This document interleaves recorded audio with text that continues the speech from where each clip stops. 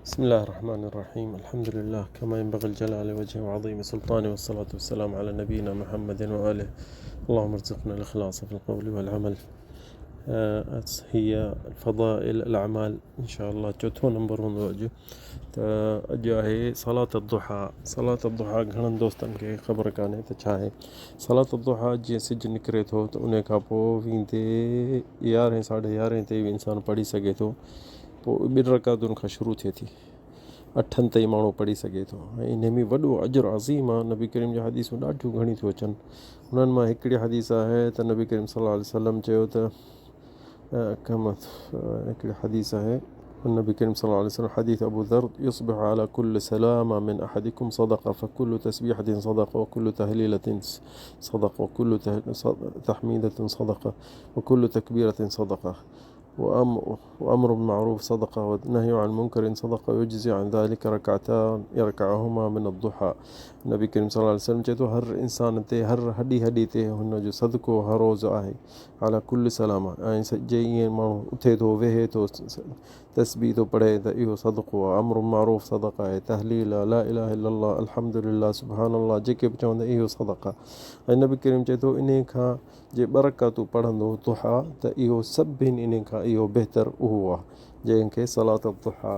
कई रिवायतुनि में अचे थो त 4 रकातूं शुरू करे, पर किन में हिन में अचे थो त रकातान। ॿी आहे हदीस अबू दरदा व अबू ज़र नबी करीम सल्लल्लाहु अलैहि वसल्लम चयो इब्न आदम इरका अली, अल्लाह जी तरफ़ां चए थो हदीस कुदसी में इब्न आदम इरका अली मिन अव्वल नहर 4 रकात अकफिक आखिरह। इहो सहीह तिरमिज़ी में आहे, सहाहुल अलबानी। नबी करीम फरमाए थो त 4 रकातूं मुंहिंजे लाइ ॾींहं थियण जे शुरू करे तूं पढ़ त मां आख़िर ताईं तुंहिंजी हिफ़ाज़त रखंदुसि। ॿी हदीस ज़ईद इब्न अरक़म सलातुल अव्वाबीन हिन तरमुदुल फ़िसाल। नबी करीम चए थो सलातुल अव्वाबीन शुरू थींदो जेॾीमहिल सिज बि गरम थींदो ऐं मथे थींदो। तरमुदुल फ़िसाल इन अरबी लफ़्ज़ आहे, हर माण्हू न सम्झी सघंदो। इन जो मक़सदु इहो आहे त जेॾीमहिल ॾाचूं उस ते वेहंदियूं हुयूं त ॾाचूं जंहिं उस ते वेहंदियूं हुयूं त उन जे छांव में माउ जे छांव में फर वेहंदो हुओ। इहो आहे तरमुदुल फ़िसाल, इन जो इहो मक़सदु हूंदो आहे। ऐं सलात दुहा जो सवाबु वॾो आहे, छो जो नबी करीम चए थो त हर उज़्बे जी हिकिड़ी ज़कात थी वञे, सदको थी थो वञे।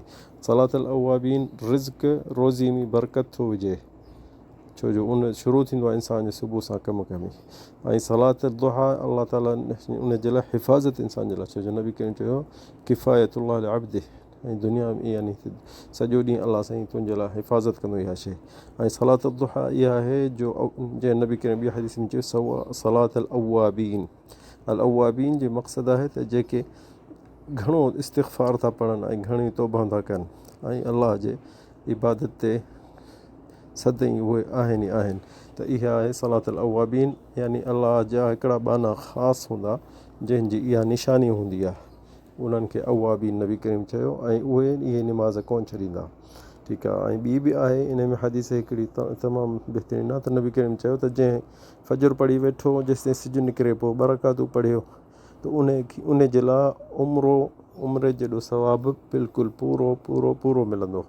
यानी हिकिड़ो तूं पाकिस्तान में वेठो हुजी तूं हर रोज़ु उमिरो करे सघीं थो, न जहाज़ न टिकेट न वीज़ा न पासपोर्ट, तूं इहो हर रोज़ु इहो कमु करे सघीं थो। सो केॾो न सवाबु आहे इन 2 रकातुनि में माण्हू वेहे फजर खां पोइ वेही दौर करे ज़िक्र करे जेसिताईं सिजु निकिरे। हर मस्जिद में लिखियो पियो हूंदो आहे त सिजु केॾीमहिल थो उभरे, इशराक़ लिखियो पियो हूंदो, इशराक़ खां पोइ माण्हू 5 मिंट 10 मिंट वेही पोइ शुरू करे 2 रकातूं पढ़ी पोइ घर हलियो वञे। ऐं सलात दुहा मिन सुननिल मुअक्कदा, सुन्नतूं जेके पकियूं सुन्नतूं आहिनि। ऐं उलमा चवनि था त पकियूं सुन्नतूं तमामु घटि आहिनि ऐं इन्हनि मां इहा आहे सलात दुहा। ऐं सलात दुहा नबी करीम सल्लल्लाहु अलैहि वसल्लम कोन छॾींदो हो बिल्कुलु। उलमा सभई छो था सुन्न मुअक्कदा चवनि था, छो जो साईं कॾहिं बि कोन छॾींदो हो। सफ़र में हदर में पढ़ंदो हो, कॾहिं 2 रकातूं कॾहिं 4 कॾहिं 6 कॾहिं 8 ऐं कॾहिं 8 खां बि वधाईंदो हो। नबी करीम सल्लल्लाहु अलैहि वसल्लम जॾहिं मको फ़तह थियो त उन ॾींहुं 8 रकातूं करे पढ़ियूं हुई। सहाबी सभई चवनि था त कॾहिं 4 पढ़ंदो हो, कॾहिं 2 पढ़ंदो हो। ऐं कंहिं सहाबी रिवायत 6 रकातूं मूं ॾिठियूं साईं खे। पर जेॾीमहिल मके खे फ़तह थियो त उन दफ़े 8 रकातूं सलात दुहा नबी करीम सल्लल्लाहु अलैहि वसल्लम पढ़ियूं। ऐं ॾिस न इहो इंसानु केतिरो तूं तस्बीहूं पढ़ी या ज़िक्र करी सॼो ॾींहुं सुभान अल्लाह अल्हम्दुलिल्लाह वला इलाहा इल्लल्लाह अल्लाहु अकबर, इमाततुल अज़ा, कंहिं रस्ते मां कंडा पासे ते करी, किन पासे ते करी, ढिंगर पासे ते करी, कहिड़ी बि शइ, अमर मारूफ़, कंहिं माण्हू खे ज़ुल्म खां झली, कंहिं माण्हू खे हिदायत करी, कंहिंखे तबलीग करी, तो इहो सभु सदका थींदी सदका। पर इहो तोखे ॾींहं में करिणो पवंदो 360 दफ़ा। जेतिरा तुंहिंजा उज़बान त अलाह साईं तुंहिंजे उज़बन जेतिरो यानी हिफ़ाज़त करे, ठीकु आहे। इन मां तूं 2 रकातूं पढ़ंदे तोखे 5 मिंट बि कोन लॻंदा। ऐं हू बि भला कम आहिनि, ईअं न त छॾिणो आहे, उहे बि भला कम आहिनि।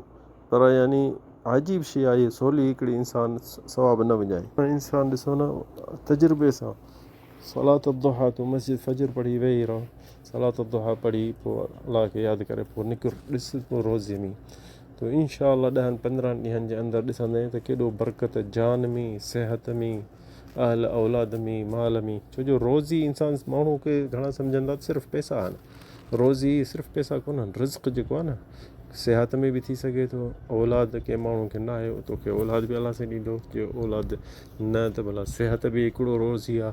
ईअं हर शइ माण्हुनि वटि तुंहिंजो यानी ज़िक्र सुठो थो हले, इहो बि हिकिड़ो रिज़्क़ आहे। सो अलाह करे त इहो इंसानु थोरो मुआज़ब थींदो इन ते, त ॾिसो पोइ फ़ाइदो छा थो थिए। इंशा अल्लाह फ़ाइदो तमामु घणो थींदो ऐं अजुर अज़ीम थींदो इंसान खे। अल्लाहु आलम बिस्सवाब। सल्लल्लाहु अलैहि वसल्लम।